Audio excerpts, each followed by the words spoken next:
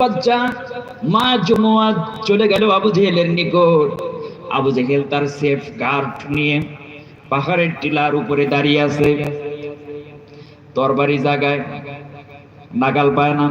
হঠাৎ করে তার দুই ভাই মিলে কৌশলে কায়দা কৌশলের মাধ্যমে আবু জেহেল যে ঘোড়ার পিঠে বসা ছিল সেই ঘোড়ার পায়ের মধ্যে কোপ দিল, ঘোড়ার পা কেটে গেল। আবু জেহেল ঘোড়ার পিঠ থেকে ঠাস করে জমিনের মধ্যে পড়ে গেল। এমন ভাবে আক্রমণ করলো, জালিম কুখ্যাত নেতা আবু জেহেলের সঙ্গে সঙ্গে মৃত্যু হয়ে গেল। আবু জেহেলের দেহরক্ষী, আবু জেহেলের সেফ গার্ড যারা ছিল তারা অবাক হয়ে গেছে। ছোট ছোট বাচ্চা কিভাবে সিংহের মতো গর্জন দিয়ে আমাদের নেতাকে আক্রমণ করে মেরে ফেললো। এই দৃশ্য দেখার পরে তারা চতুর্দিক দিয়ে ছোট্ট দুইটি বাচ্চাকে ঘেরাও করে ধরল। এক পর্যায়ে তারা কাফেরদের ষড়যন্ত্রের জালের মধ্যে আটকে গেল। কাফেররা তাদেরকে হত্যা করলো, তারা ইসলামের জন্য তাদের জীবনটা কোরবানি করে দিল। আমার বন্ধুগণ, এই ইসলাম আমরা মনে করি এমনিতেই এই দুনিয়াতে এসেছে, কিন্তু না। ইসলাম কায়েম করার জন্য, ইসলাম প্রতিষ্ঠা করার জন্য আল্লাহর নবীর রক্ত দিতে হয়েছে, আল্লাহ রসুলের দান শহীদ করতে হয়েছে, আল্লাহর নবীর সাহাবায়ে কেরামদের জীবন পর্যন্ত কোরবানি করতে হয়েছে। রাসূলুল্লাহ যখন উহুদের যুদ্ধে গেলেন, উহুদের যুদ্ধে যাওয়ার পরে আল্লাহ রসুলের প্রখ্যাত একজন সাহাবী ছিল হযরত মুসআব রাদিয়াল্লাহু তাআলা আনহু। তিনি ধনাঢ্যবান একটি বাবার সন্তান ছিলেন। তিনি মক্কাতে সবচাইতে দামি দামি কাপড় পরিধান করতেন। তার চাইতে দামি দামি কাপড় মক্কার কোন নেতা কর্মীদের ছেলেপেলেরা পড়তে পারতো না। এত দামি দামি কাপড় চোপড় তারা পড়তো। আমার বন্ধুগণ, এই মুসআব রাদিয়াল্লাহু তাআলা আনহু আল্লাহর নবীর কাছ থেকে ইসলাম গ্রহণ করলেন। ইসলাম গ্রহণ করার পরে এই সংবাদ তার বাবা শুনতে পারল।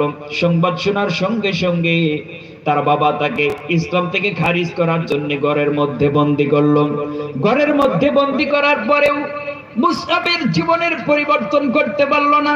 হযরত মুসআব সুযোগ পেয়ে রাতের আধারে তিনি ঘর থেকে পালিয়ে আবিসিনিয়ায় হিজরত করলেন। আবিসিনিয়া থেকে হিজরত করে আবার মদিনায় চলে গেলেন। মদিনায় চলে যাওয়ার পরে কয়েকদিন পরে আল্লাহর নবী উহুদের যুদ্ধ করবে এই সংবাদ ছড়িয়ে গেল। আল্লাহর নবী লক্ষ্য করে তাকায়, দেখে সাহাবী মুসআব রাদিয়াল্লাহু তাআলা আনহু একটি চাদর মুড়ি দিয়ে হাঁটাচলা করছে, একটি চাদর পরে রাস্তা অতিক্রম করছে। নবীজি লক্ষ্য করে তাকায়, দেখে মক্কার সবচাইতে ধনাঢ্যবান ব্যক্তির সন্তান মুসআব, কিন্তু এত দামি দামি কাপড় চোপড় থাকতে সব কিছু ছেড়ে তিনি এমন একটি চাদর পরে আছে, সেই চাদরের মধ্যে হাজার হাজার তালি দেওয়া আছে। সেই চাদরটা এত টুকরা টুকরা হয়ে গেছে, এত ক্ষত বিক্ষত হয়ে গেছে। নবীজি এই চাদরের অবস্থা দেখে কান্না করতে লাগলেন। উহুদের যুদ্ধের দামামা বেজে গেল। এই যুদ্ধের ময়দানে হযরত মুসআব অংশগ্রহণ করল। উহুদের ময়দানে গিয়ে তার জীবনটা কোরবানি করে দিল। এক পর্যায়ে ইসলামের জন্য শহীদ হয়ে গেল। নবীজি উহুদের প্রত্যেকটা শহীদ সাহাবীদেরকে বিনা গোসলে কবর দেওয়ার জন্য, সাহাবায়ে কেরামদেরকে প্রস্তুত করার জন্য অনুমতি দিল। সাহাবীরা প্রত্যেকটা লাশকে একত্রিত করল।